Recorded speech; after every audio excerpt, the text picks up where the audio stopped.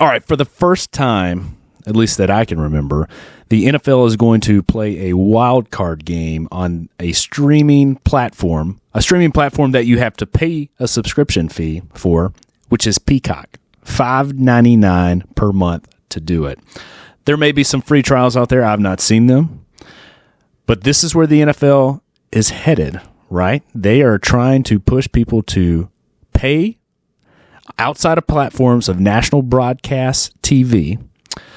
And this game is the Chiefs and the Dolphins. And what's important there, Chiefs fans, Kelsey fans, Swifties, is the NFL scriptwriters have conveniently, even though this was planned a year ago, made this matchup a play, in my opinion, to appeal to an entirely demographic that they have not reached in the past. It only makes sense that this game is on a streaming platform, because now when you're on a streaming platform, what do you get? You get all the subscriber data. You know exactly who's going to be signing up for these service. You know exactly who the new demographic that you're going to reach. You're going to know exactly where they are. You're going to know everything that you've ever wanted to know about them. A brilliant play, per se, for the NFL, but for the fans, what a raw deal. Bubba, what are your thoughts on this? You know, I'm honestly surprised it has taken this long. First of all, I'm not surprised that we've eventually ended up on a streaming platform. I'm a little surprised it's one as bad as Peacock. I mean, quite frankly, I thought Amazon would have been the easy guess, or maybe even Netflix. I mean, YouTube Premium. NFL Sunday Ticket and Red Zone moved to YouTube this year away from DirecTV. I'm not surprised. And the good question and the interesting question is going to be, what is the model going forward? NFL fans have been spoiled. We've been spoiled because all of the big games have been on network TV. Doesn't it get frustrating that if you're out of market, you can't see the game you want sometimes, or sometimes you get stuck watching the local team that you don't really love, which here in the South, here in Alabama, means I've gotten stuck watching a tremendous amount of, unfortunately, Titans, Saints, and Falcons games, which have been a little brutal over the years. I'm not surprised that we're going to this, but I think what's more interesting is how NFL is really catching up to using a different business model. For years and years, if you wanted to see that heavyweight title fight, if you wanted to see the big boxing, the big MMA matches, or even the pro wrestling cards, if that's what you like, you had to pay for that pay-per-view. You had to shell out. You had to put your $70 down or $60 down to watch Mike Tyson fight 3 rounds, or watch Holyfield. The only way you could do it was through these pay-per-view events. Some things were for free, but the big events were pay-per-view. Even to this day, I'm an ESPN Plus subscriber, so I can watch UFC. Conor McGregor's still fighting on pay-per-view. If you subscribe to Danzig, you're still having to pay for those pay-per-views for Joshua, for Tyson Fury. And the NFL is just now taking that model. Whether or not it's going to be a NFL streaming service that we're now only paying for them, that they get 100% of the ad revenue, whether we're moving to everybody plopping out $50 to pay for the Super Bowl, consumerism is what it is in a capitalist society. It's only a matter of time. If the ad revenues aren't adding up to put these to make the money back that these networks are shelling out for the NFL, they're going to find other ways to get our money to make us enjoy their product. I'm against it.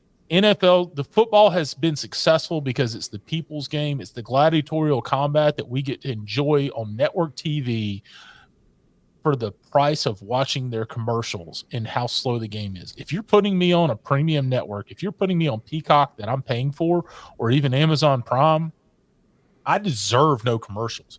I deserve 24/7 complete 360 coverage. I want to see all the camera angles. I want something special, as opposed to having to pay for the privilege of just watching a football game I should have been able to watch anyway.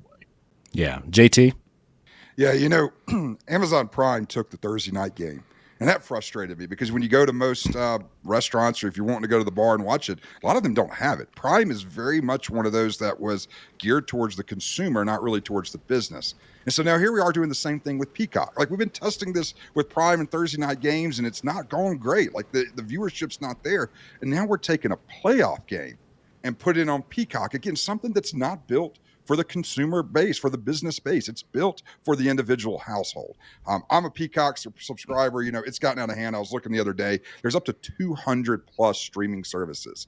I was looking at our household. We were subscribed to 13 streaming services in our house. Guess what? Half of those got cut in December because I'm tired of having that much subscriptions. I'm tired of having to jump between apps to watch things.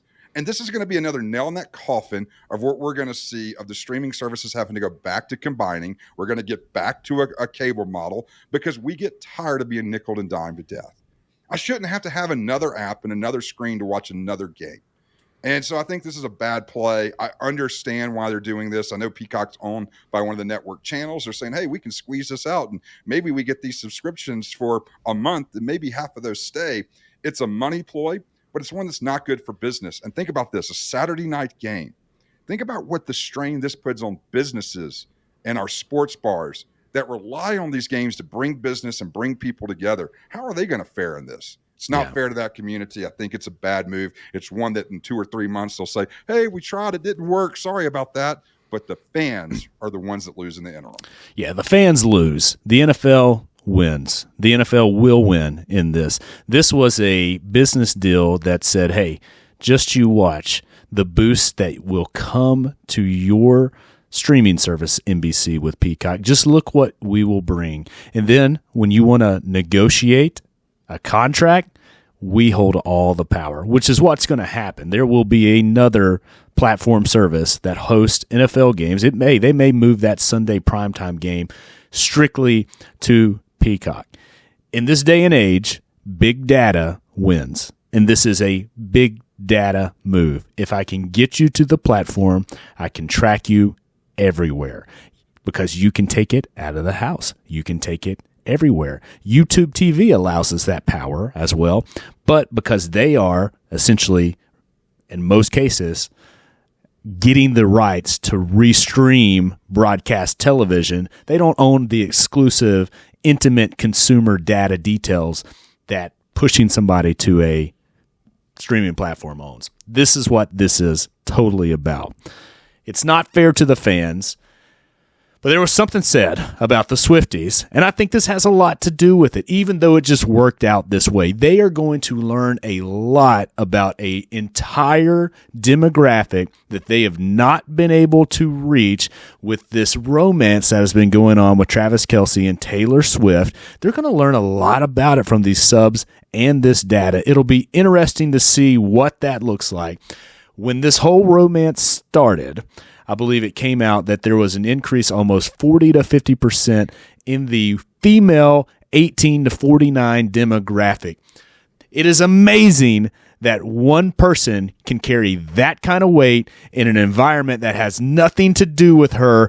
Wherever she goes, she brings her crew, she brings her Swiftie cartel, and it is such a money grab, and everybody benefits but the fans. I'm not a fan of this. I'm like you, JT. I'm tired of paying for all these subscription. I'm tired of the subscription model. Just make it easy on the consumer, which is where we've gotten from. But that is what the true value of your brand is anyways. Come on, NFL.